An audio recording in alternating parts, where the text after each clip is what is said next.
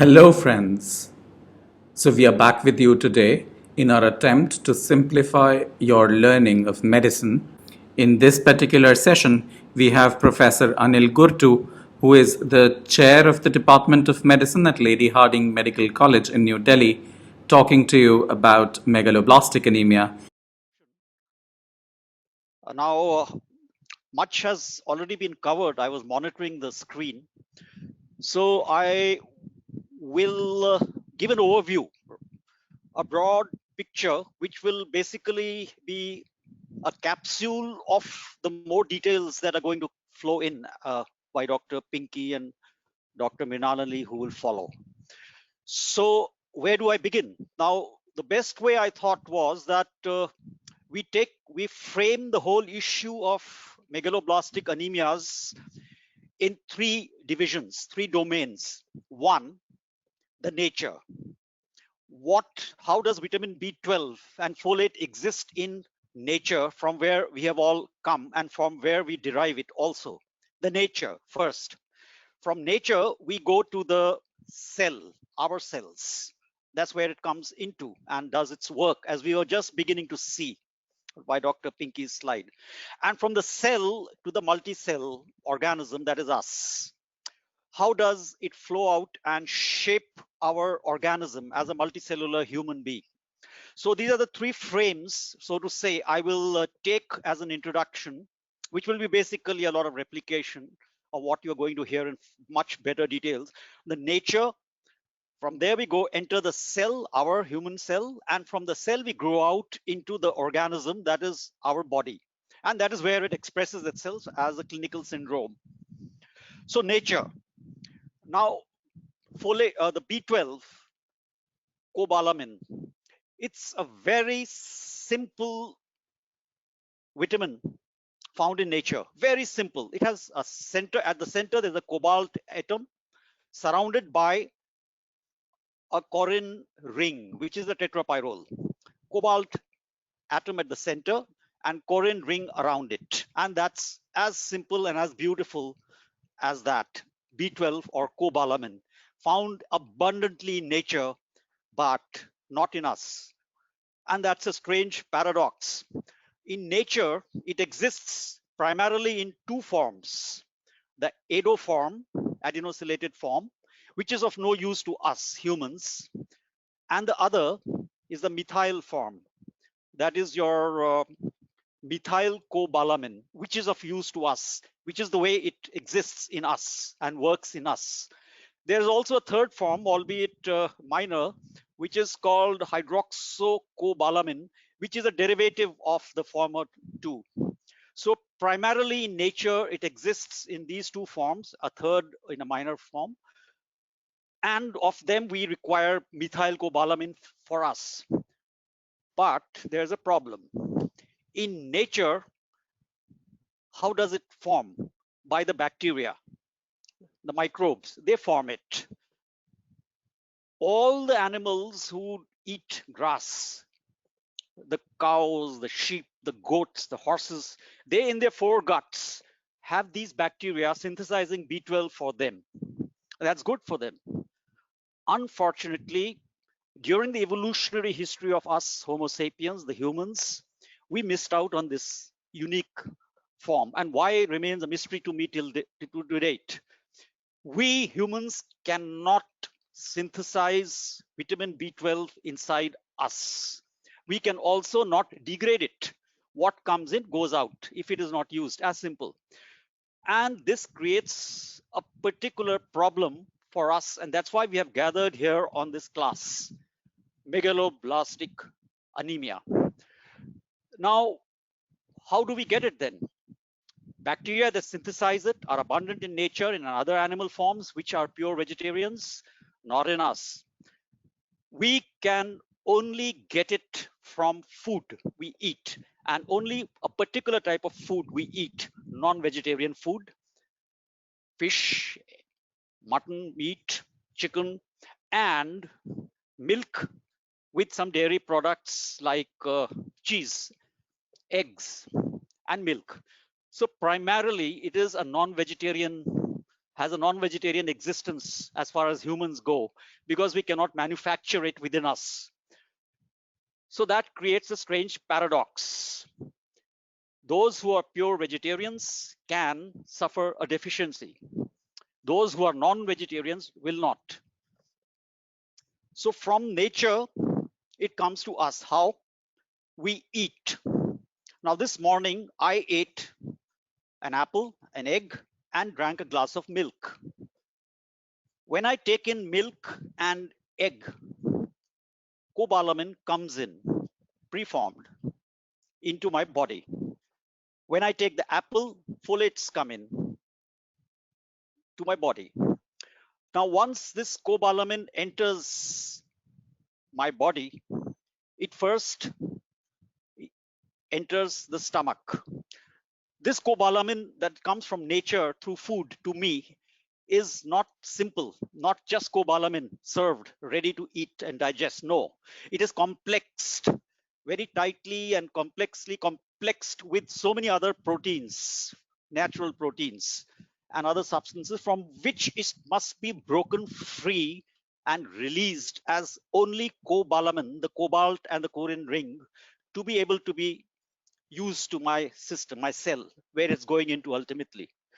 This is done first, somewhat in saliva, then majorly in the stomach, where the HCl, the hydrochloric acid, separates, sorts out things.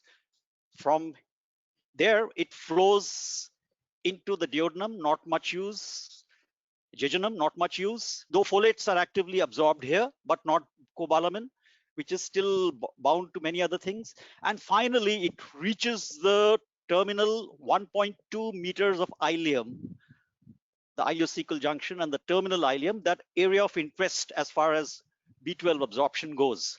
Now, once here, it is further degraded. It is cleaved apart from all that is bound up with it as pure cobalamin using trypsin.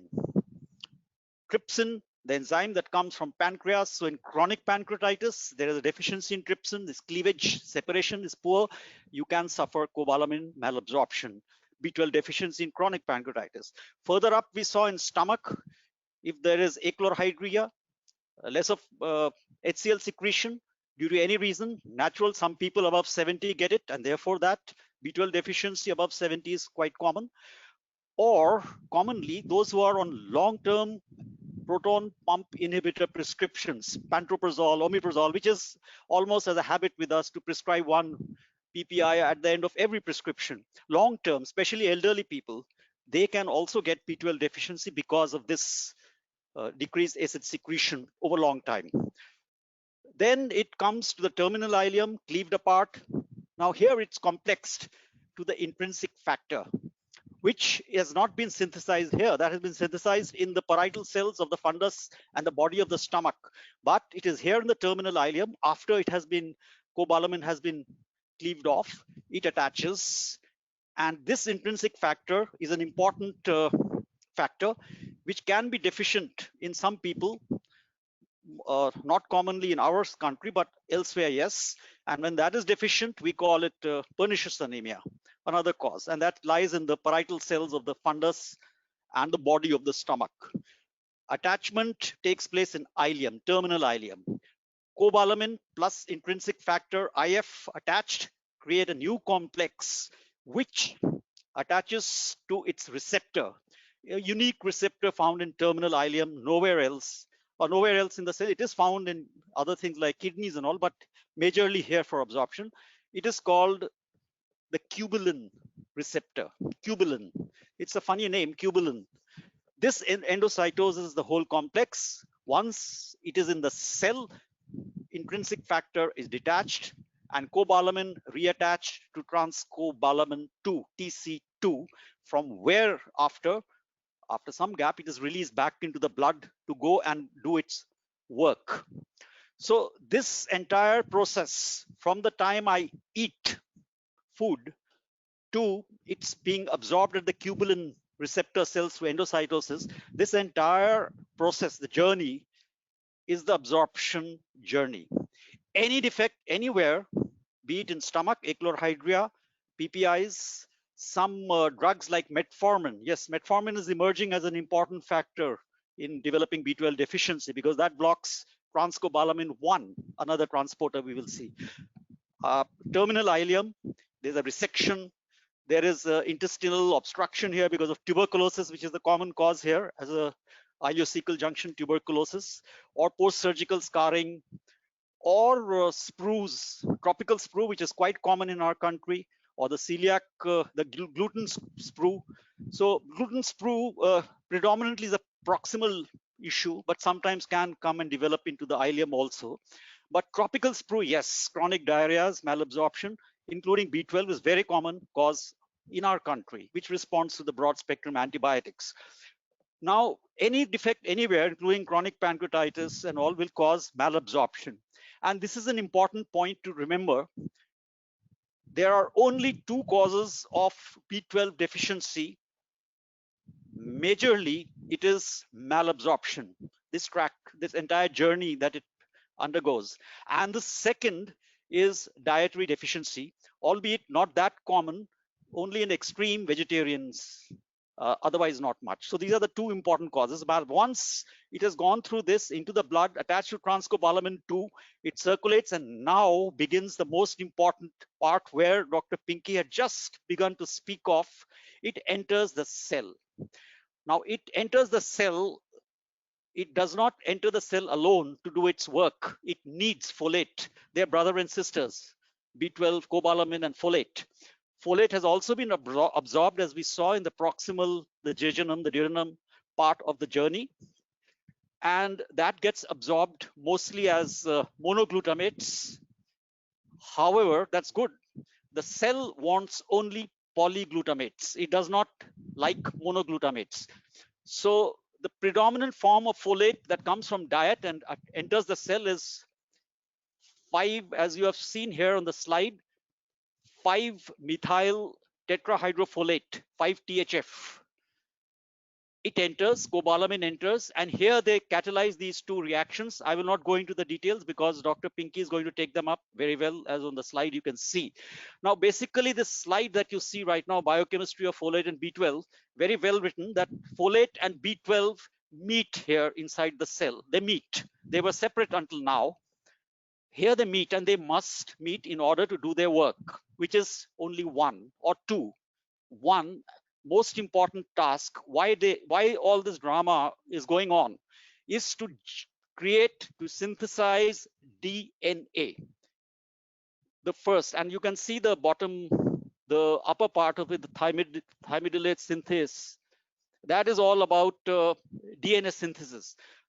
The other is to create methylated end products, which includes myelin basic protein, which includes methylation of neurotransmitters like dopamine.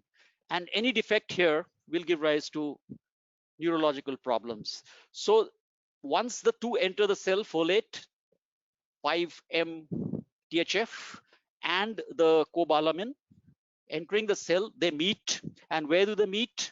They meet along this particular pathway, which is there on your slide. And the crucial, they meet to do two tasks: generate the nucleotides so that DNA forms and is synthesized, and two, to generate enough methyl donors, which can universally keep donating methyl, and that methyl gets creating methylation end products, chief of which is myelin and neurotransmitters. Any defect in any of these two expresses itself as the only two main symptoms of B12 deficiency.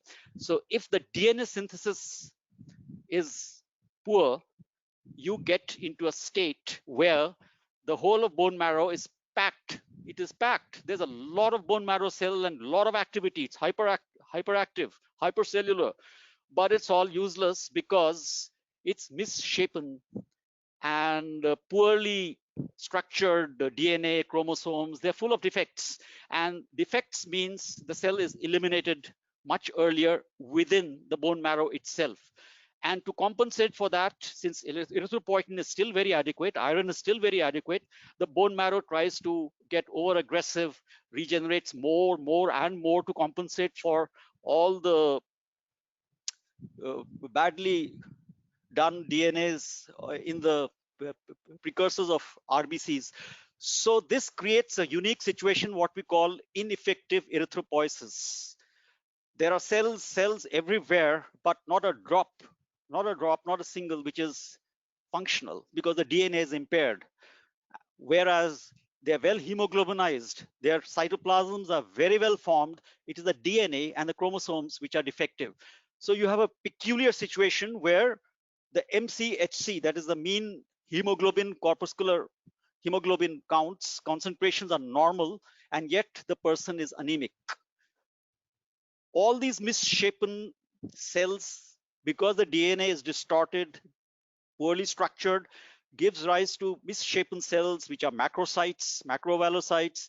The nucleus is fragmented into 5 or more lobes, what is the typically called the 5 or more lobulated hypersegmented neutrophils.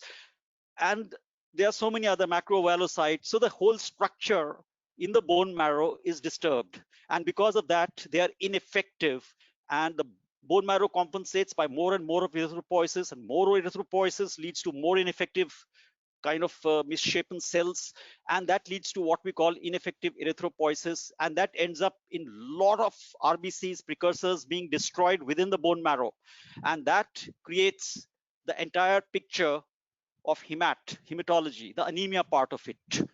And the chief feature of which is large MCVs, more than 100 femtoliters, hyper segmented neutrophils, macrovalocytes, distinctive, and the likes you will see. Ineffective erythropoiesis is the cause of anemia. Anemia, unlike this is not quite as distinct from iron deficiency anemia. Here, the cause of anemia is not deficiency per se. It is that deficiency leading to DNA synthesis problems, which is leading to ineffective erythropoiesis, leading to excessive destruction of RBC precursors within the bone marrow. And that is the cause of anemia. Ineffective erythropoiesis is the key to the causation of anemia in megaloblastic anemias, unlike iron and other anemias. And this also gives rise to a lot of hemoglobin being recycled, and therefore unconjugated bilirubin being released, and mild lemon tint or mild unconjugated hyperbilirubinemia. AST might rise as well because of RBC destruction. So one set of clinical picture that emerges from this aspect of deficiency in synthesis, capacity to synthesize normal DNA. That leads to ineffective erythropoiesis, anemia, and the entire picture, what you call as the classic hemat picture of B12 deficiency. This is one. The other arm, which was leading towards methylation, that is conversion of homocysteine into methionine, that conversion via a cooperation between cobalamin and the 5-methyl tetrahydrofolate, which is the folate, the monoglutamate folate. The two cooperate as coenzymes and convert methylate homocysteine into methionine, and thereafter the SAM and the methyl donor, the SAM gets active, methylated end products, myelination, dopamine, and other neurotransmitters. Now, deficiency here will give rise to deficient myelination in peripheral nerves, so peripheral neuropathy, tingling and burning paresthesias in glove stocking distribution, and absent ankle reflexes. The second thing here is this demyelination displays a very unique sensitivity to involve just two particular columns predominantly, the lateral column and the posterior column, that is the corticospinal tract and the posterior tract, where in the cervical cord and the thoracic cord, the spinal cord. And because of these two tracts being selectively involved in demyelination within the cord, you have a combination of spasticity, brisk DTRs, upgoing planters, and positional upsets. So Rombergs will be positive, vibration and position sense will be impaired, and the patient will have a wobbly gait because of the position, this thing. So the third thing would be the same demyelination going on inside the brain would give rise to cognitive disturbances in attention, immediate and recent memory, mood changes, depression, irritability, And sometimes even the optic nerves are demyelinated, and there you get the optic neuritis, blurred vision. So to sum up the whole thing begins in nature, where there's a paradox there: abundance of B12, none available for us because the bacteria that synthesize that, somehow we miss the bus during the evolution. They don't exist within us, and so we depend on non-vegetarian diets, and that's the problem. So any deficiency, either malabsorption predominantly cause, or feeding only and exclusively on vegetarian diets, leads to B12 deficiency. B12 deficiency leads to two things. One, on your slide you can see, one is a deficiency in generation, synthesis of the nucleotides, those four nucleotides, purines and pyrimidines, which create DNA. DNA not created well leads to the hemat part or the anemia part of the clinical and the histopath syndrome, the macrocytic anemia with hyper segmented neutrophils and all those things, and the anemia, the exhaustion, the tiredness, the lack of energy, and the pallor and mild jaundice because of ineffective erythropoiesis. The other thing that problem is that the methylation of homocysteine to methionine is also blocked because that requires both B12 and folate as cofactors. No methylation or poor methylation leads to deficiency or defective methylated end products which arise out of it, and those are chiefly that is chiefly only one, myelin, and some neurotransmitters as well, and they give rise to demyelination in peripheral nerves, distal symmetric sensory motor, predominantly sensory neuropathy in the glove and stocking pattern,